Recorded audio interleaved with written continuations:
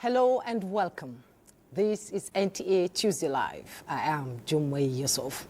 Now, the reserved seats bill for women in Nigeria's national and state assemblies is crucial for sustainable development by promoting gender equality and inclusivity, ultimately leading to more representative and effective governance by ensuring women's participation in decision-making.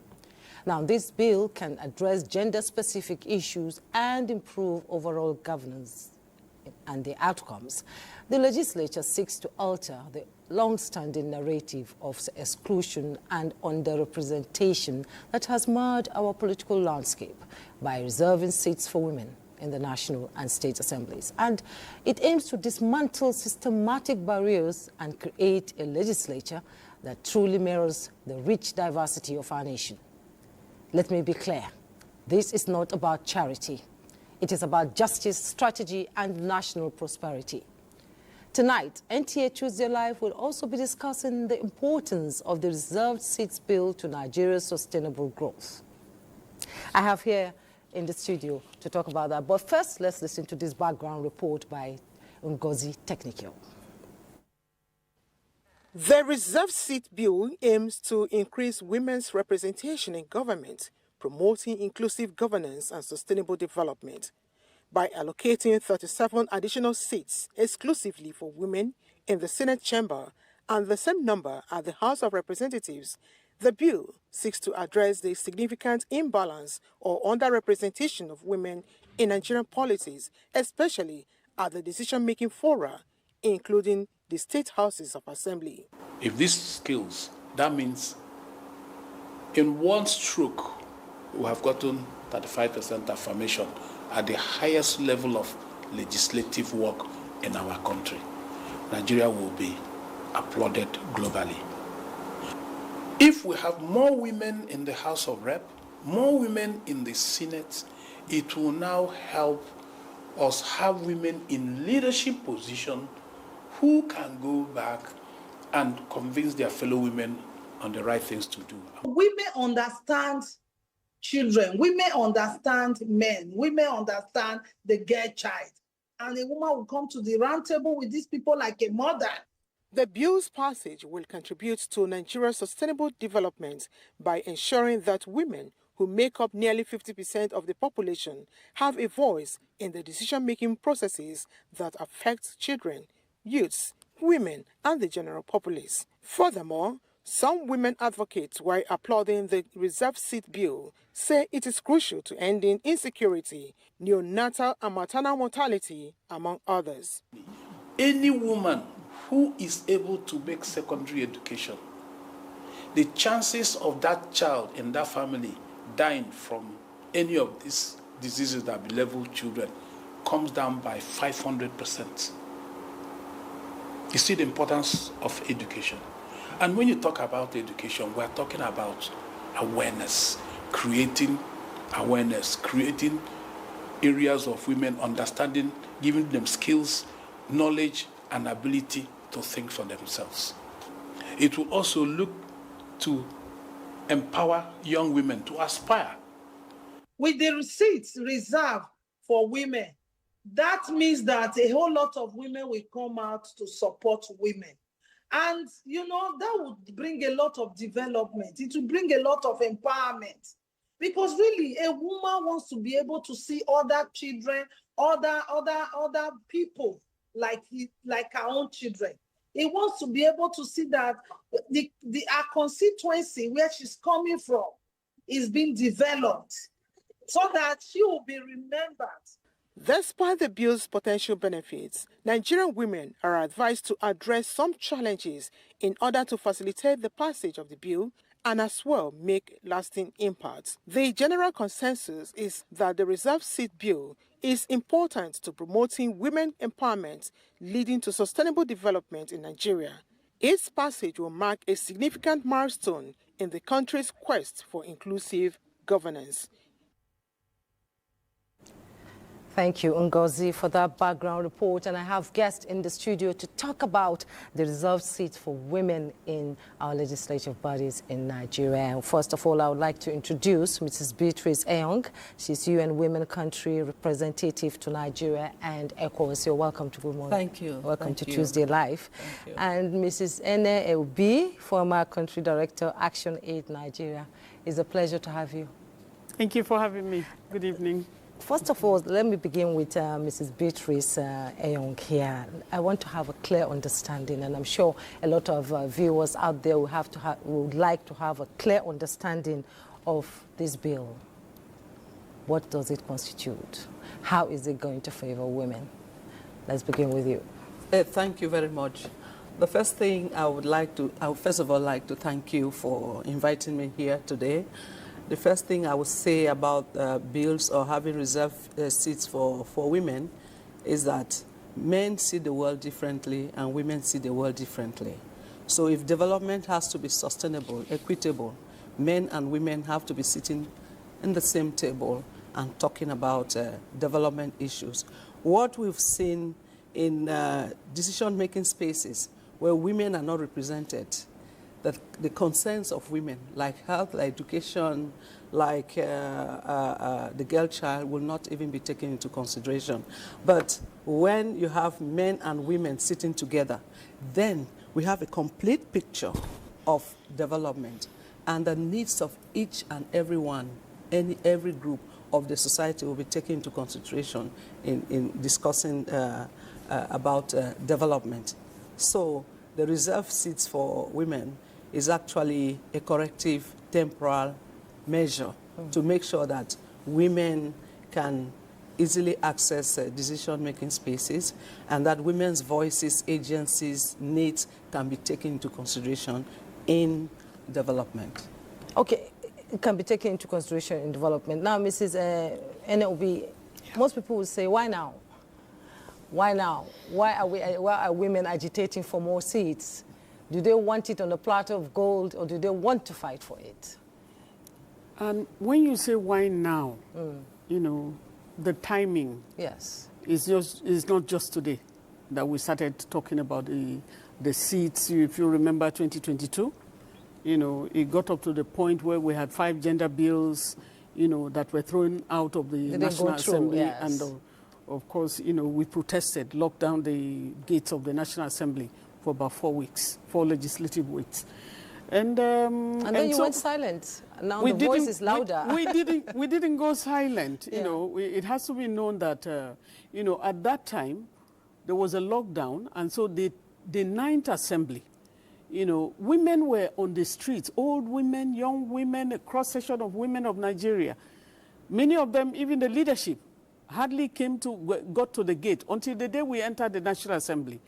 And that was the last day when they came and met us up and said, okay, we're going to listen to you, we'll do something about it. It's not about fighting. You are not doing any woman a favor by giving equal representation. You know, a lot of people will want to look at how is it that these women, who are they? Why do they want to lead? Women have been leading. Women carried every man, of course, every woman too, for 9 months and managed him or her. Let's focus on the men now. And managed him for 9 months and brought him out until they took the first steps. And so anything that concerns their children, they need to be part of the decisions. They focus on, if you look at the Federal Character Commission, what happened there? It was created to correct the imbalance, to bring in diversity. Because the boardroom, the quality of decisions that come out of a boardroom depends on who is in the boardroom. So if you don't have representation of some sections, something will be missing. And in this case, we are saying that women are missing from the table. There is a lot of crisis on ground. Women bear the brunt, but they are not on the table. You know, in primary school, you have almost equal numbers. In many schools across the country, equal number of men and women. In secondary school, the same thing. In the university, the same thing. But when it comes to the leadership of the country, what has happened? Women are nowhere to be found. Women are nowhere to be found. So what we are talking about here, and then we had the Belgian, you know, in 1995, the Nigerian government was also part of the Beijing platform. Yes. They were part of the convention at that time. I was a young woman in Beijing at that time, but I saw the Nigerian government where they signed the 35% affirmative action. So 30 years down the line, we are having representation in Nigeria. In the Nigerian parliament, we are below 5%. That's a big shame. What that means that if you look at the Senate has only 4 women. We're having crisis. The issue of Natasha reduces further those who are representing women now. And you have in the National Assembly, that's the House of Representatives, you have about, is it 14, sometimes it's 16 and all of that. In 14 states in the country, 14 states houses of assembly, there's not a single woman. And they have women committees. And so who is deciding for women? We have maternal mortality, just like some of your analysis has pointed out. We are like among the last 5 in the world in terms of maternal mortality. And we have not accepted that we are at war. I know there are crises in Nigeria. You are not doing women a favor. You are doing humanity a favor when women are on the table. Because if they are part of the decision, the first care around is a mother cares for her child. Mothers care for their children. They never eat until their children have eaten. So they qualify to be on the table. They qualify to decide. They wear the shoes so they know where it pinches. And so when there is discordance in the family, they bear the grunt, the blunt. And so what we are bringing out here is why now this is the right time. One good thing that happened is the House of Representatives, on its own, the 10th Assembly came on board because of some of the negotiations and those who came in from the 9th Assembly. Honorable Benjamin Kalu, for example, we had a lot of time with him while we were going in and out of media houses and all of that. Is it he for she? Yes, yes. So they started on this account. Women had not even gone to them.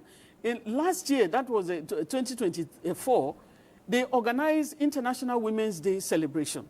For the first time in the life of our history, was organized by House of Representatives. This year it was organized by House of Rep and also, the Senate, because we asked, what are you doing for Nigerian women? And so why now is the right time, because the constitutional amendment. The issue of the special seats is to amend the constitution to bring this in, just like has happened in different climes. In Saudi, for example, that one is even by nomination. In places like Rwanda. That's why we have higher representation today. Women qualify. It's not the days of Fumilayo Ransom Kuti, Gambo Sawaba, and Margaret Ekpo. Even they were standard 6. Is it standard 6 or 7 at that time now? But they were able to do what they could do for Nigerian women. Okay. But now we have millions who are even retired judges. So we have qualified women. The only thing we need to do is to encourage women to go into politics, women to go in for representation. We are qualified, and we should showcase Nigerian women because indeed, they qualify. Nigerian daughters. Nigerian daughters and wives and wives. And all exactly. That. You kept talking about the table. Women are the ones who set the table. But at the end of the day, they are not there to eat what is on the table. So it's a widely held belief that no nation benefits without the contribution of women. And in this regard, how can increased representation of women in government contribute to Nigeria's economic growth? Most especially, we've seen women entrepreneurs making it good out there, but has their contribution really mattered? Madam Beatrice. Yeah, thank you so much. Actually, the issue of having more women sitting on the table is, at the same time, a human rights issue. It's just a human rights issue that is but normal. We went to the same schools. We have the same qualifications. We have the same competencies. We can sometimes even do better, much better. So why shouldn't women be sitting at the table? It's also the issue of democracy. Yes, all of us have to be talking, contributing our ideas of how this nation has to improve. It's also development efficiency. If women are not sitting at the table, development cannot be efficient because the needs of some people will be left out. Some categories of person will not be considered. People who are maybe in rural areas will not be considered.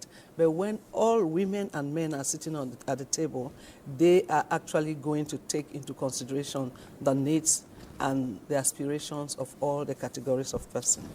It is very clear that women contribute a lot. And our work, UN Women's work with the private sector has proven that even in terms of economic growth, even in terms of financial growth, it is always very beneficial to have women sitting at the table. The private sector in this country is showing a good example that I think the parliament and the other decision-making positions should emulate. Because in the private sector, we have about 22% of CEOs who are women. Mm-hmm. And the fact that they are women and the fact that they're implementing women empowerment principles, they have testified, they have shown in their reports that they make more benefits, they make more profits even by just making an inclusive kind of governance within their structures. So having women sit at the table is very important. And Nigeria cannot say we don't have the women. Nigeria cannot, because Nigeria, to me, is a reservoir of women with expertise, women with competencies, women. You can see even around the world, Nigerian women are showing their excellence. They are showing what they are capable of. My senior boss, the Deputy Secretary General, is a woman. It's a woman. I mean, it's one of us. A Nigerian woman. A Nigerian woman. Well, of course, They are all Nigerian women, proving that Nigerian women have what it takes to lead. So if they are leading at the global space, why should there be a problem to see them lead in this country? Would you say, Madam Ene, that our culture and tradition is sort of a barrier for women going out there? Because they say politics is a dirty business and most people don't like their wives going out there saying, most of the decisions they say are made in the middle of the night, and they don't believe that women should be out there in the middle of the night because they say women are nurturers, they are supposed to stay home. But we've known from history that women have always had a voice. We have powerful women, according to history, who have made a mark, you know, in history. But why? What happened along the way that there was a dwindling respect or, you know, demand for women to take over office? I remember when Sarah Jibrin contested, she had only one vote, and that was her vote. Are women believing in themselves, believing that they can change the narrative, believing that they don't need to get charity, believing that they can positively contribute to this country? I think we need to be able to change the narratives. You know, we need to rewrite the narratives, because the thought of saying women believing in themselves, we need to build constituencies, you know, of women themselves. How do we, you know, is a woman going there alone, or was she mobilized by a man to go there, or are women really organizing to be part of the political process? I think that's a lot. And like you said, if the meetings are only at night and so on, nobody can say that a woman cannot meet at night. And I'm saying this because a motherhood job is a 24-hour job. Women are known to, when their children are not sleeping, they don't sleep at night. So keeping vigil is not exclusive. And that's not even the type of vigil that the men keep. So it's not that they are not strong enough to be able to have night meetings. We can, you know, it would be made more family-friendly. But the cultural issue that we're talking about, the cultural barriers, you know, there's so many written cultures on the ground that have done so many things. But if we want to look at the culture, the biggest fights that women started, they are about women protests long time ago, 1929, yes, was because of the family that women went out. Their husbands were the ones earning, but they saw how it was affecting their own environment, their own family, and that's how they went, and they were murdered in cold blood. They came from all over. There have been so many cases of what Queen Amina of Zawzaw. It was a strong woman. That's a warrior. You know, we have seen so many women warriors. We've seen, you know, what Funmilayo Ransome Kuti did in Abeokuta, mobilizing of women for what?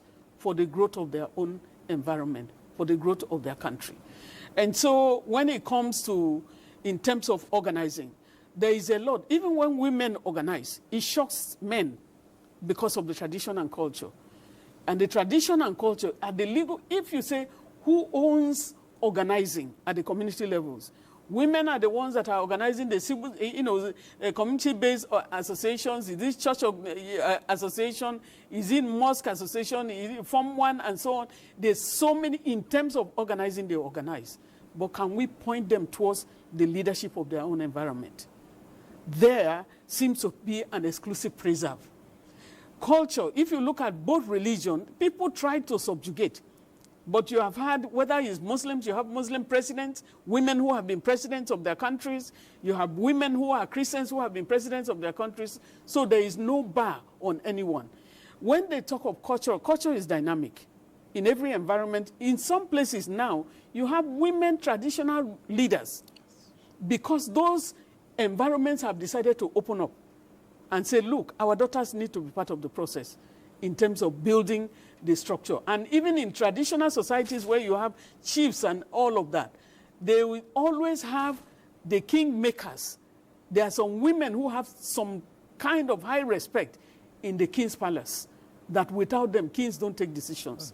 And so it's still on ground. So when we are putting them together, I think it's a lot.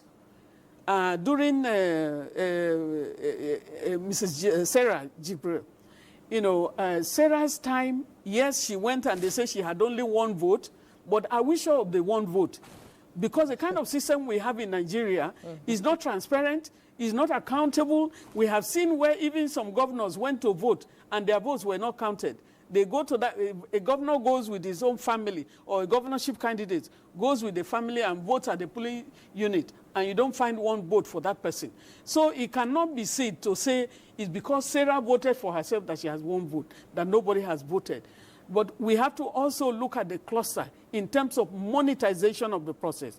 We need to demonetize policies, politics for women to be able to participate in a free and fair election. We need credibility in election. We need transparency in our election so that whatever vote people go to vote, it will count. We need to mobilize the women agency and calling on all women that if you don't want to go in to be voted for, if you are not standing in, if you are not in a political party, when you see a woman on the ticket, no matter which party, we are partyless at this point. Just I vote. want to say, just vote for any woman that you see on the ballot, because it's not a society. Why would you have, how many 14 houses of assembly, not a single woman? And then it's a shame to that particular environment. It's a shame to Nigeria that when even the Parliament of Nigeria go out to go and meet with others, they can't find women because women are not members. How many committees are you going to put women? And so he who wears the shoes knows where it pinches. Women are suffering. There's a lot of suffering in the land. The children of women are suffering. And I always try to make that point, that when we hear about 20 people have died or about 50 people have been killed, we think of how many pregnancies exactly have been on lost. the road. I need to pause you here. We have a caller who wants to contribute to this conversation. Agada from Agada is calling. Agada, you can go ahead.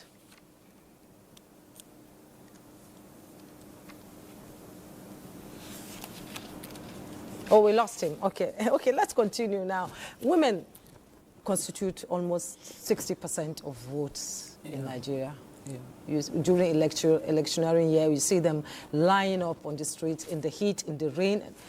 Women are practically used to get votes. So let's talk about this bill and the impact it will have on women folks and the country if passed. If this bill is passed, what impact will it have on women? Yeah, actually, to be very honest, is that we still have issues about women's participation, women's leadership, because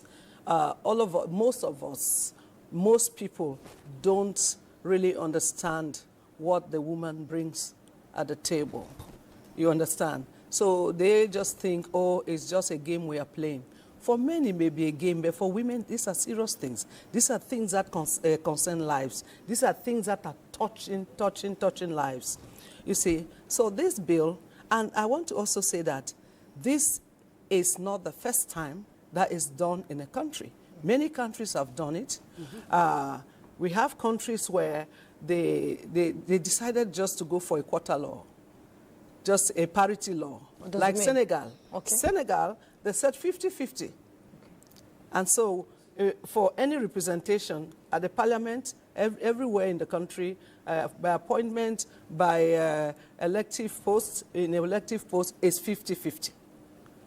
So we have a long series of countries that decided to appoint, like Saudi Arabia, Iran. They decided that because we know that if we don't have, at least it has been scientifically proven that if we don't have 30% of each sex, of either sex, sitting on the table to take decisions, so, development cannot be sustainable.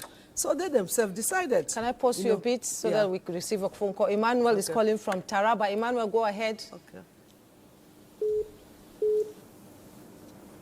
Hello, Emmanuel. Are you there?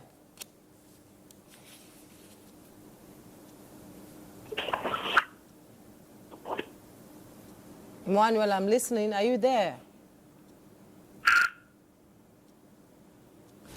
Continue. Okay. So I was giving the example of Saudi Arabia, where they themselves decided to appoint women.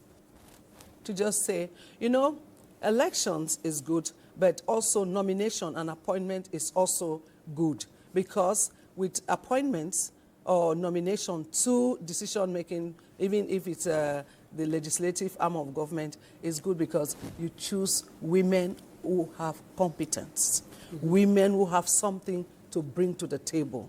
Sometimes the election process brings some people who, just because they are faithful to party politics, then they are there, and then when they are there, they are not able to actually deliver the goods. But with with nomination, we can decide to say we want to enrich so-and-so institution by appointing women who are qualified, women who have competence, women of different diversity.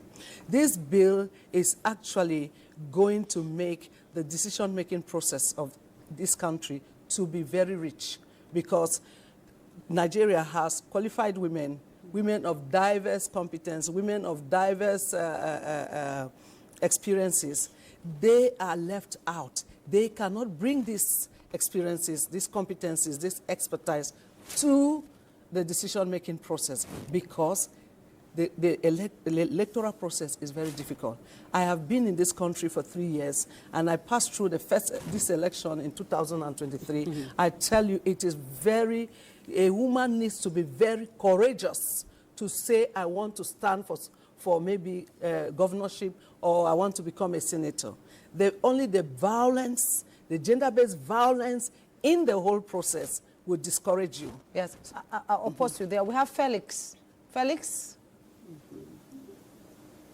Felix, can you go on? We can hear you if you're there.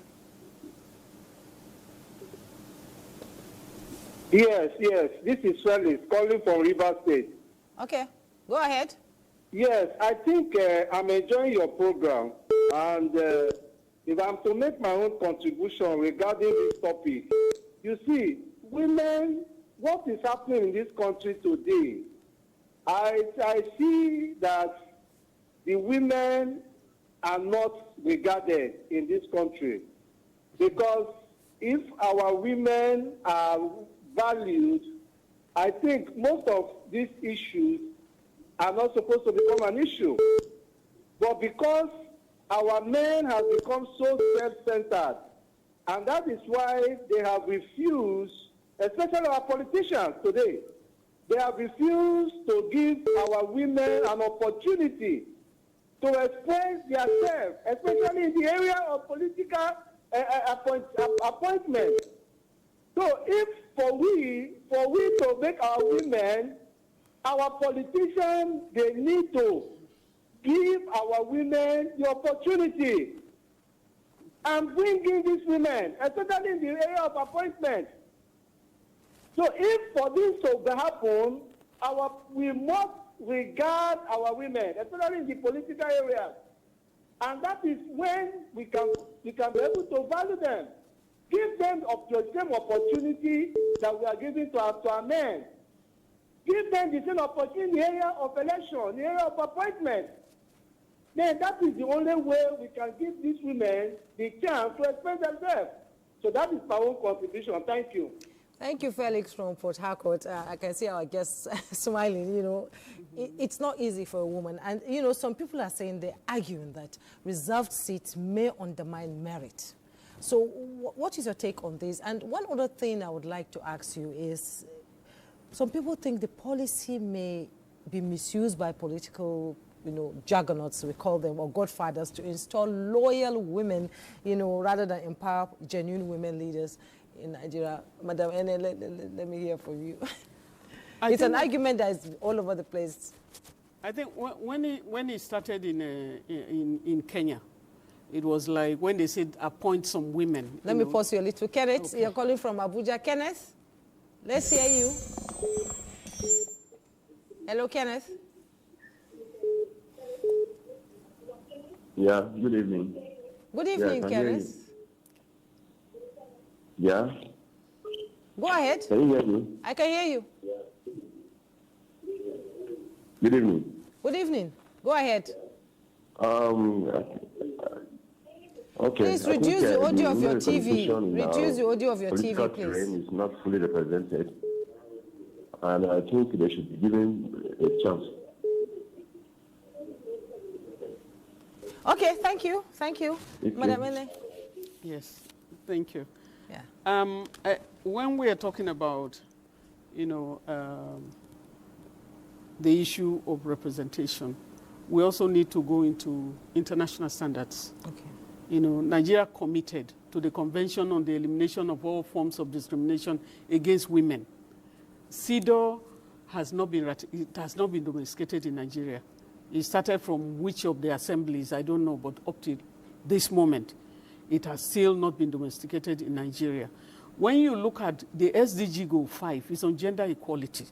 It talks about equality. There's so many of the goals. If you look at the 17 goals, many of it is dealing with women, the issue of education, the issue of poverty.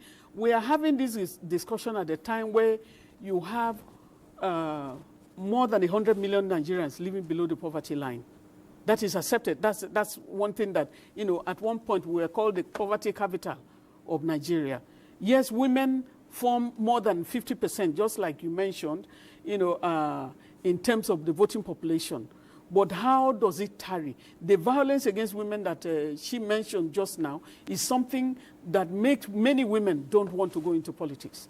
And the reason they are not putting themselves there is that there is a lot of violence. But we can organize. When you are looking at the appointed position, I was talking about Kenya. Kenya started. Yes, there some people were said to have maybe put their girlfriends, or some people. For us, is to get women there. Get some women there. The women are our daughters. The politicians who are even cheating, they are all our children. You know, they are all our own citizens. These are citizens of Nigeria. But using the federal character, character kind of principles, you can correct to make sure that they don't come from the same place. Get as many women as much as we can. The way we are now, how do we move forward? We become a laughing stock. If Saudi can have like 37 women appointed into their parliament, 37 women, because for them they say the rigor of even campaigning is not good for women, but they bring in qualified, technically competent women, and they are there, they are qualified. If you are getting ministers, for example, because appointed position, which one of the callers mentioned, appointed position, we have more than 300 or so agencies, federal agencies in Nigeria. How many of them are women? I don't have the statistics, but how many of them? And then you are talking of, you know, how do we track that? So by appointed position, Nigeria is nowhere. By selective, this one is election that we're talking about now, but if we don't have the political commitment, and that's why we thought, with the constitutional change, to bring in the kind of, to correct the imbalance of representation, because we need to improve the quality of the decision that is being made in our national lives, in health, in education, in other climes. We have so many women lawyers, for example.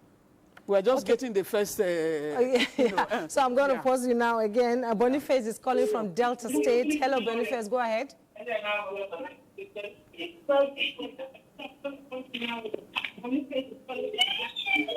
reduce the audio of your TV, please, so that we can hear you? Yes, good morning. Good morning. Good afternoon. Good evening. Hello, good evening. Go ahead. Go ahead. Hello, good evening. Good evening. Go ahead, Boniface. Hello. Go ahead, Boniface. I can hear you. Can you hear me? I can hear you. Go ahead. Go ahead. I can hear you. I can hear you. Go ahead.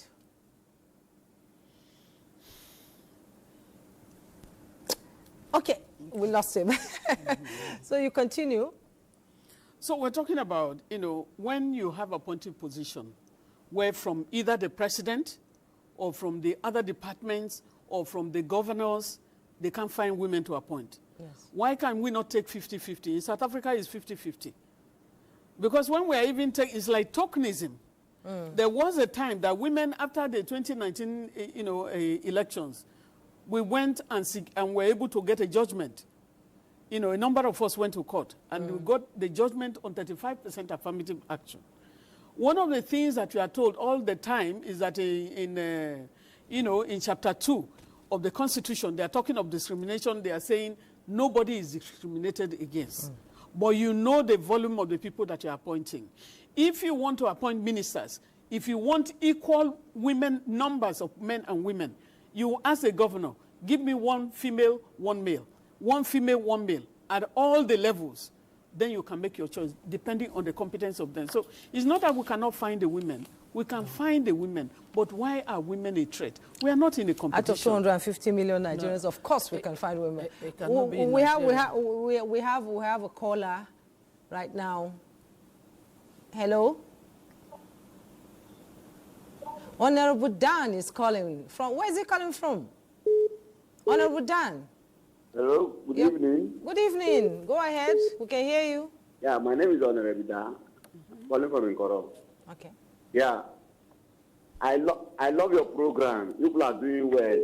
And this coming election, 2027, our women, most of them, like 20 of them will be in the Senate.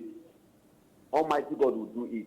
Amen. Because if you come to River State now, we have 23 LGA. They are all vice chairmen. All the women are vice chairmen. Deputy governor is woman. So I want the men to please use women as their deputy. But women are doing very, very well. If you see our mothers come out, they are powerful. They can mobilize. But in terms of position, they don't want to give them position. Me, I don't like it. I remain on the bit from Nkoro. Good evening, my mother. Thank you so much, and we say amen to that. We'll take a break now. When we return, the conversation will continue. Keep the calls coming. Tuesday Live, and we are discussing reserved seats for women bill, and I have my guest here in the studios, and calls have been coming in to contribute to the conversation. Mr. Kenneth Anderson will take your call now if you're there. Mr. Kenneth from Lagos. Hello, Mr. Kenneth. Hello. Go ahead. All right. Yeah. Good evening, mothers. Good evening. Good evening. Yeah, can you hear me? Good evening, mothers. Good evening. Go ahead. I so much love this program. Yeah, my name is Kenneth Anderson. I'm calling from Lagos.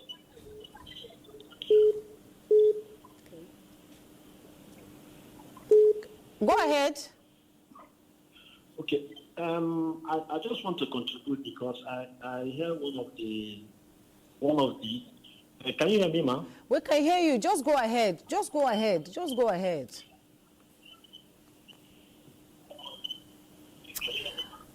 Well, we have to let you go there, Kenneth. I heard someone earlier said that women need to be a kind of partake. And what I want to say is that it's only when women are interested, nobody deny them of coming out to participate in politics.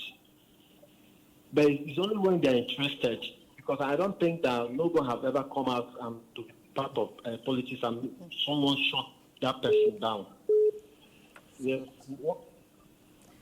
The network is bad. We seem to have lost him. But we have a couple of tweets that came in, on the portals of Reserved Seat for Women Bill to Nigeria's sustainable development. Let me take the tweets. Abigo said the reserved bill itself is a masterpiece, but if eventually passed, may be an exercise in futility if the women folks themselves are grossly apolitical in our political journey.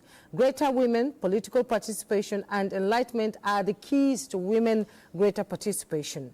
And Obasi said, what structural or cultural barriers have historically limited women's participation in Nigerian politics?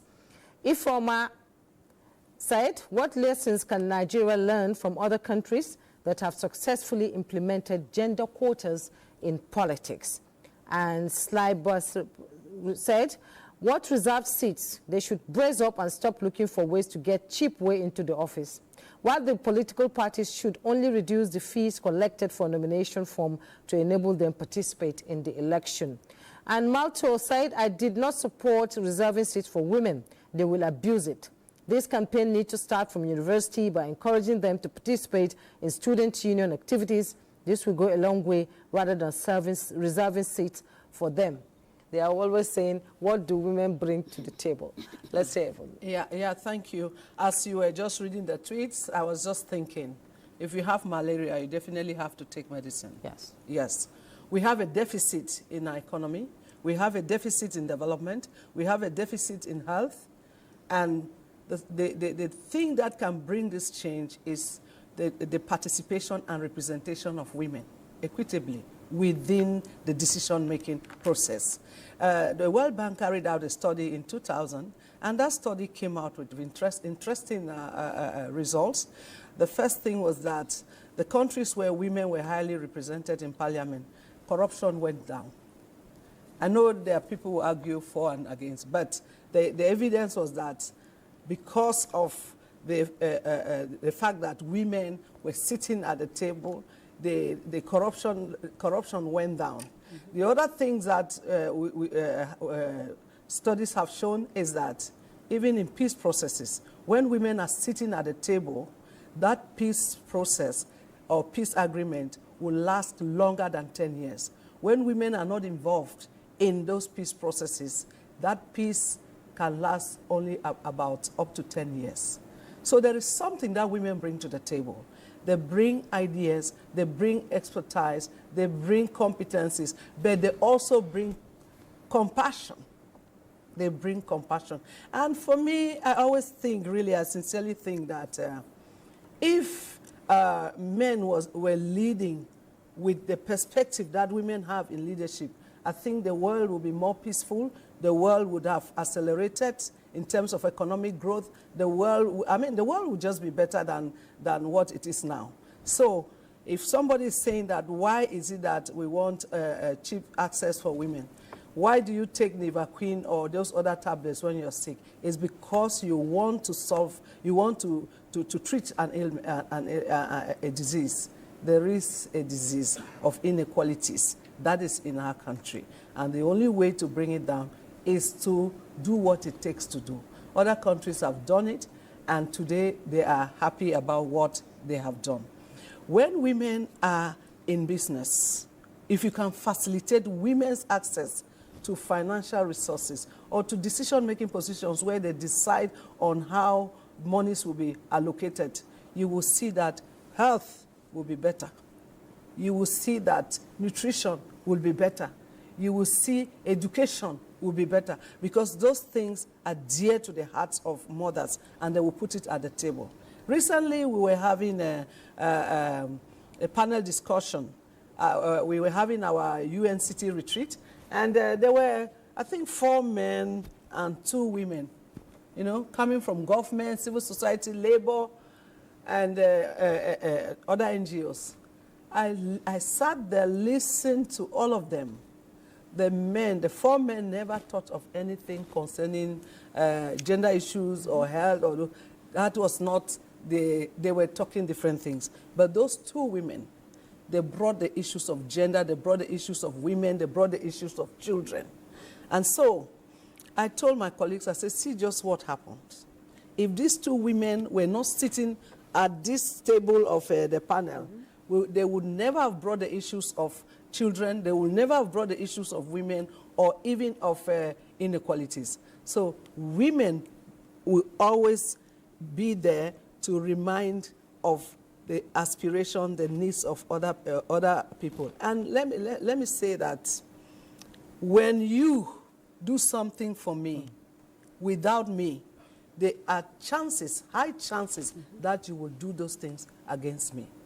Okay, Madam, and what role, I'm talking about the electoral body, INEC, political parties, civil societies, can play in implementing and monitoring this policy? Because when we talk about equality, people say, why don't you ask for equity instead? When you talk about equity, equality does not mean the same treatment. When we are talking of equality, you want to get to this goal. If somebody is short, that person cannot get there, but you want the person to reach here. You put some standards to let the person sit up there. It doesn't mean the same treatment. Men are not women. Women are not men. In different circumstances, you can say a lot of things. If you don't have enough in terms of public, public services, for example, if you don't have hospitals, if in any society where you have few hospitals, who suffer the most, men or women? Women. How many times do men go to the hospital? And how many times, or let's say a man and a woman, husband and wife, how many times in the life of them, if they want to have children, how many times will the woman need hospital? How many times will the man need that? The same thing, a man can tell you that in a year he has not gone to the hospital. But can a woman who is pregnant do that? For the 9 months of pregnancy, she will be going in and out of the hospital. If the hospital is not available, or if there is a bad road, there are so many places where we don't have access. And a woman in labor will have to even climb Okada to get to the hospital if she's not delivered at home. And you know what it is as a woman. You can feel it. A man cannot feel what it feels to be in labor, to go through labor. In fact, to put a man in the labor ward, men who have been in the labor ward, they know what it means. So when a labor is obstructed, you know death is coming. And many women in Nigeria, once they are pregnant, they are on a maternity death road. And so who can decide and talk about more? Okay, you have young girls. We're talking of inclusivity. If girls are not taken into consideration when you are constructing a school, if you don't have sanitation in terms of water and all of that, in the school, in secondary school, you deny a lot of girls schools, issues of their menstrual cycle and all of that. If you are not friendly to them, girls will not go to school because there's so many things that they have to cope with. And so women are able to talk about these things. When we are talking of gender-based violence, as we are talking, Chibok girls, some of them are still in captivity. There is no discussion that is going on in the National Assembly or anywhere about what is going on with these children. How can you be a mother of any of Leah Shuaibu, is still there. So we are talking about representation that will be able to think about what is in your constituency. What are the issues? And a woman does not defend only women. Yeah. They defend the whole nation. They defend children. As mothers. And children. As nurturers. So as nurturers. So when this bill is passed, will it correct in any way other perceived inadequacy, towards women? No, like one of the things that... one of the tweets that came One of the yes, tweets yes. that was saying, don't forget about all of these things that we're talking about. Let them go and fight it. When they started it in Rwanda, Rwanda brought up the quota, which is enshrined in their constitution, yes, that you must provide this space and all of that. So many of them have gone in. Many of them went in through the special seats. And midway, they dropped the seats and went to run for their elections. Are you not going to build the capacity for inclusivity? Okay, we're running out of time now. Let's bring in Madam Beatrice into the conversation. When the bill is passed, what next? Yeah, that's a very, very interesting question. When the bill is passed, there's still a lot of work to do, because those reserved seats will be for women, really, will be for women. There will be need for mobilization of women. And you also know that it's not something forever. the first term is about 16 years. After that, then we will see what is happening, the performance of women, the value added, the value that is added to what women are doing. Just like she said, I think even midway that 16 years, women will no longer need to special support for them, because they themselves will be able, they must have understood the processes, they must have gathered experience, they must have gathered connections, they must have demonstrated what they are able. They will not even need some special effort they will need. So after this, when the bill is passed, it will need now the implementation time. It will need women to be mobilized. It will need the population to be mobilized, men to be mobilized. Because let me be very honest, how far we can go with gender equality is reflective of what the support that we can get from men. From men. And we have men who are supporting us. We have he for she's all over the place. He for she's that are supporting us. Without them, we would not have reached where we are. So it will be a mobilization time. Then obviously it will be a capacity building time. Okay. Because then we have to build capacities of the electoral commission. Yes. Yeah. Okay. INEC and all those. I need to pause you here. Your final words, Madam Ene, in 30 seconds. There is still a lot of work to be done before the bill is even passed. Public hearing is going to happen, and we call on women-led organizations and other, civil society organizations to ensure that their voices are heard, so that we can. There's a lot of work to do. Yeah. Yes, Mrs. Beatrice Eyong, UN Women Country Rep to Nigeria and ECOWAS. Thank you so much for coming. It's been a pleasure having you. That's my pleasure. And Madam Ene Obi, former Country Director, Action Aid Nigeria. I can see the passion. We're all women and we feel passionate about women issues. Thank you so much for coming on Tuesday Live. It's a pleasure. It's been a pleasure having you. Me. We'll take a break now.